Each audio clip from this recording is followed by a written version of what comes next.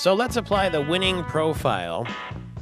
Winning profile is an instrument that identifies talent and apparently does so by assessing three areas of behavior: how a person thinks, their belief system, and how they will act in various situations. Dr. Gary Russell is with us here in our Gillespie Group storefront studio, and he helps individuals and organizations reach their full winning potential, and in doing so, change the way people achieve success. And he has worked with all sorts of major athletic figures across the world: the National Football League, the Major League Soccer, the Premier Leagues, Jack Nicklaus, Steve Young, the quarterback, Bill Walsh, the coach, and he's working with us here today. Thanks for being available and welcome. Well, good morning. Thanks for having me. Well, you listened into that interview there with Rick Snyder and Brian Calley, his running mate. Can you apply the winning profile to CEOs and potential governors, I suppose?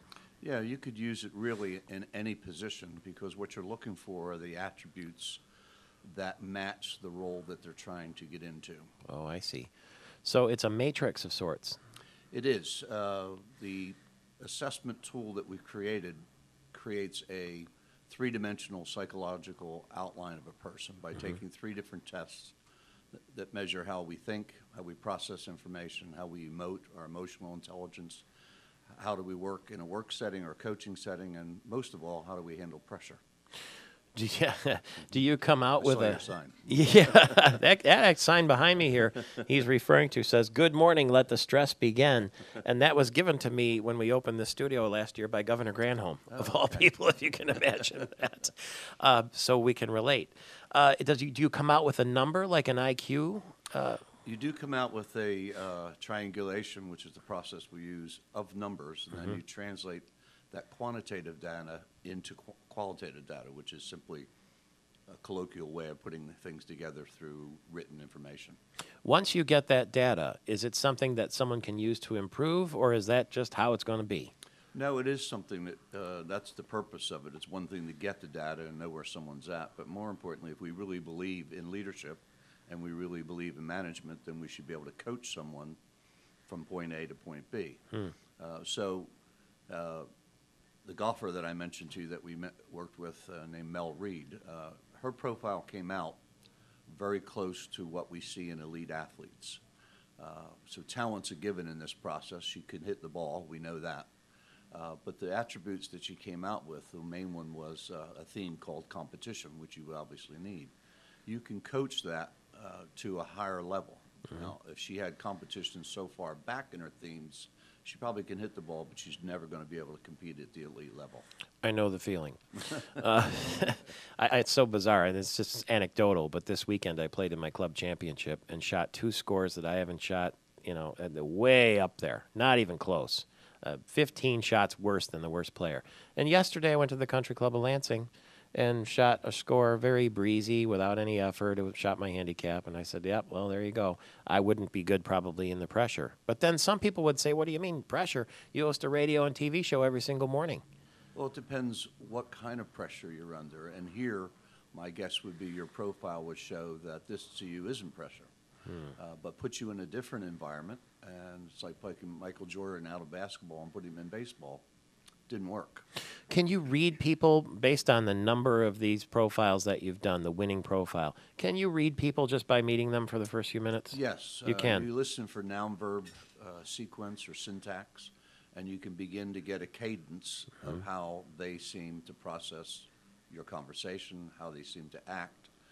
So, yeah, I've been doing it long enough that I can get a pretty good sense before I actually test you.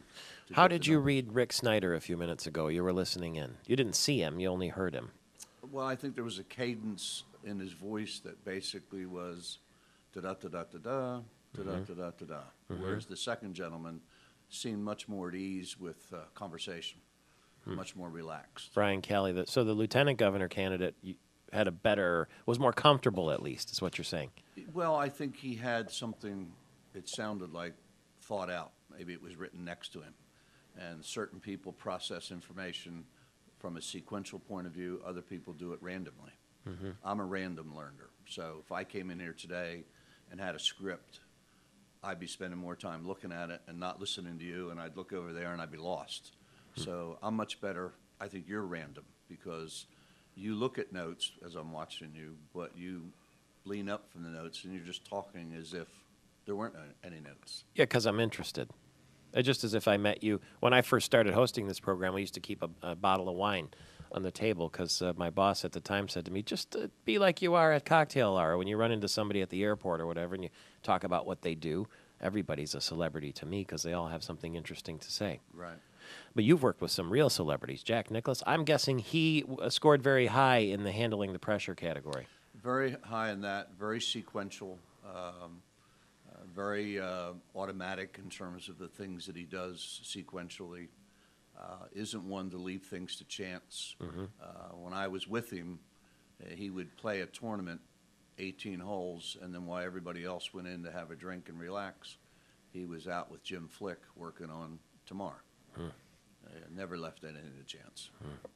We'll continue in just a couple of minutes, in 4 minutes, in fact, with Dr. Gary Russell. He motivates CEOs, professional athletes, Olympians with the winning profile, and you can contact him at seminar@winningprofile.com. And is the website winningprofile.com then? Yes. Winningprofile.com if you're a CEO or an athlete and you want to get in touch. It's 14 minutes before the hour. We're back in a flash. 10 minutes before the hour, Michael Patrick Shields with Dr. Gary Russell. It's winningprofile.com, not the winning, just winningprofile.com. And he talks about how to motivate CEOs, professional athletes, and he's worked with people like Nicholas and Steve Young, the quarterback, and Bill Walsh, the coach. Here, let me ask you this. Steve Young's the quarterback, Bill Walsh is the coach. Are they similar type of people? They could be. Excuse me, but I guess maybe the broader question is there a similarity in leadership ability between elite athletes and CEOs? yes. Is there? And I think it's really important, which is why I worked with them, that they know each other's profile. Because, as we say colloquially, we want to know what buttons to push. We don't even have the language in 2010 that describes what we're talking about with the winning profile. It's more than pushing buttons. So Steve Young, let's say you got Bill Walsh, and he says, well, I've got this great quarterback, Steve Young. Or it might even be Jim Schwartz and Matthew Stafford for the Detroit Lions. And you might say to Jim Schwartz, well, based on Matthew's winning profile, when you tell him to do something, he needs to know why you're telling him to do it for it to resonate. Is that the sort of detail that you get into? Well, there's certain people's profile that would need a why.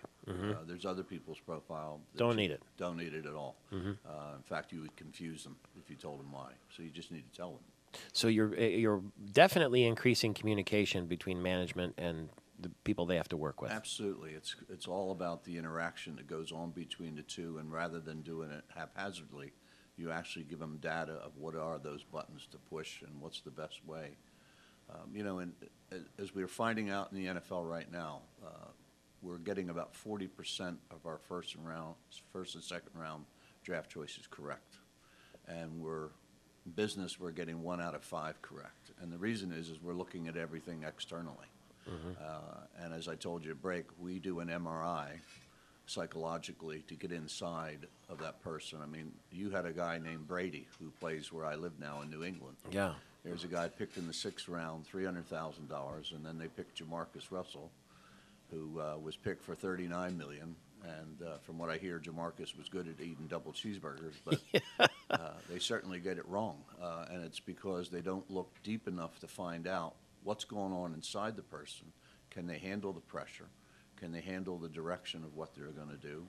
Or are they just big and they look strong and they can throw a football? It's more than that. If you're going to hire somebody and you're trying to decide who to hire, are there tells? I mean, short of the winning profile, or winningprofile.com, which you would maybe use if you were at a high level and you wanted to vet potential candidates for a job. Are there tells when somebody sits down for a job interview? Yes. That tell you I should hire that person or I shouldn't? Yes. What are the most obvious? Well, the first thing you need to do is you need to create a template of what you're hiring a person for. And that's got to be defined in actual behavioral attributes. Sometimes they're very general. I want a guy who can communicate or a woman that can communicate. Well, I don't know what that means. One-on-one, in a group, stand up and present. You got to get specifics, and you got to get it very defined. Once you have the template, for instance, 20% of our salespeople sell 80% of our business. And everywhere I go, the companies go, yeah. Yep. And I go, well, yeah, why does it have to be that way? So we take that company, profile their best salespeople, create a template of what the best is. So when interviewees come in, we can put those attributes matched next to each other. But it's the MRI attributes that are internal. And then you may want to bring them in just to make sure they don't have three noses or something like that so that they fit the scene. But you're looking internally. Interviews are Academy Award performances. Resumes are lag information. You're looking for something that's a lead information that's going to tell you before it happens what they're going to do. With that 80-20 rule that you talked about, 20% of the people doing 80% of the job, or however Right. it works. The Pareto effect. The rest of them are ducks.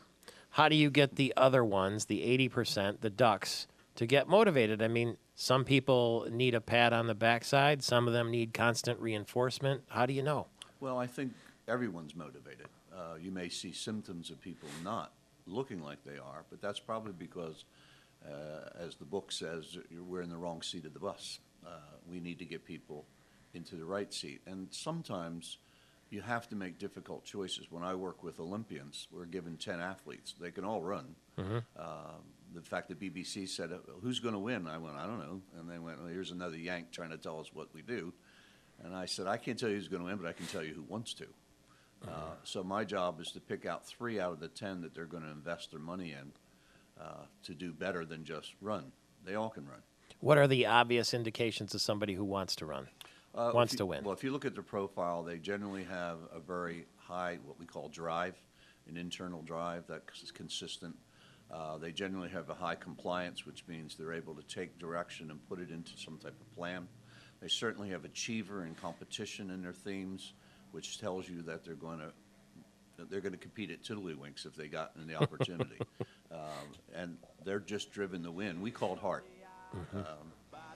And we're trying to measure that heart. It comes down to heart. You got to have heart, like the old That's song it. said, right?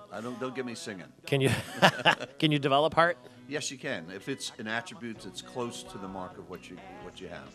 Thank you very much. Winningprofile.com. Worldwide. And welcome to Michigan. Thank you. Thank you Thanks very for having much. me. Dr. Gary Russell. Television viewers, thanks for being with us this morning. We'll see you tomorrow. And radio listeners, stay right where you are. We have another hour of this on the station you're listening to right now. I'm Michael Patrick Shields. We're back in a flash.